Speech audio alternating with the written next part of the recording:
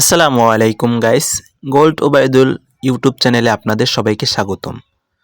আপনারা যারা আমার ইউটিউব চ্যানেলে নতুন, অবশ্যই চ্যানেলটি সাবস্ক্রাইব করে আমার পাশে থাকবেন। আপনাদেরকে সুন্দর সুন্দর ভিডিও দেওয়ার চেষ্টা করব।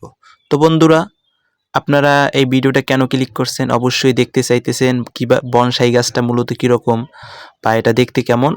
তো আপনাদের সামনে আমি কিছু কিছু বনসাই গাছ দেখাবো। তো আপনারা সম্পূর্ণ ভিডিওটা দেখেন। আশা করি সম্পূর্ণ ভিডিওটা দেখলে আপনার সুন্দর সুন্দর বনসাই গাছ দেখতে পারবেন। তো বন্ধুরা, আমরা বর্তমানে এই যে গাছগুলো দেখতেছেন, এই গাছগুলোই মূলত বনসাই গাছ। গাছগুলো দেখতে খুবই সুন্দর এবং এই গাছগুলো খুবই দামিও।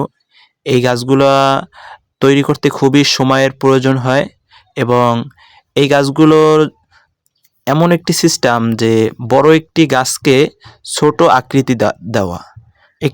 বড় একটি গাছ যেমন বট গাছ বা বিভিন্ন বড় বড় গাছকে ছোট আকৃতিতে তৈরি করা, এটি মূলত একটি শিল্প যে আপনি একটি বড় একটা গাছকে ছোটোভাবে তৈরি করবেন। দেখেন বন্ধুরা, এখানে কত সুন্দর সুন্দর বনসাই গাছ দেখতে পারতেছেন।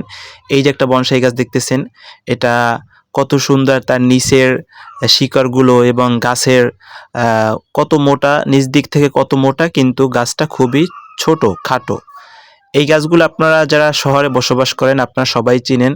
এই গাছগুলো মূলত ছাদের উপরে সবাই রোপণ করে থাকে বা বিভিন্ন পরিচর্যা করে থাকে।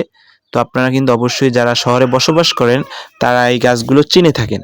তো বন্ধুরা দেখেন, এখানে বিভিন্ন ধরনের বনসাই গাছ আছে। আপনারা অবশ্যই বনসাই গাছগুলো চিনতে পারতেছেন এবং সম্পূর্ণ ভিডিওটা দেখুন, তাহলে সুন্দর একটি মুহূর্ত উপভোগ করতে পারবেন। যারা বনসাই গাছ এখন পর্যন্ত কেউ দেখেননি, অবশ্যই এই প্রথমবার সুন্দর সুন্দর মানের সুন্দর সুন্দর বনসাই গাছ আপনারা দেখতে পারতেছেন।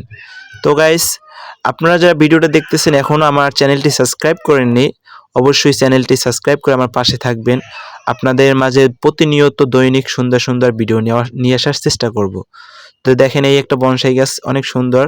তো গাছগুলো যদি আপনাদের ভালো লাগে অবশ্যই একটি লাইক করবেন, কমেন্ট করবেন ভিডিওটা কেমন লাগলো। আর আপনারা যারা আমার চ্যানেলে যুক্ত আছেন সবাই অবশ্যই সাপোর্ট করবেন। আশা করি আপনাদেরকে সুন্দর ভিডিও দেওয়ার চেষ্টা করব। বনসাই গাছ এটি খুব যত্নের সহিত রোপণ করতে হয়, এটার পিছনে পরিচর্যা করতে হয়, এটাকে দৈনিক পানি দিতে হয়, বিভিন্ন রকমের কাজ করতে হয়। এটা নিয়ে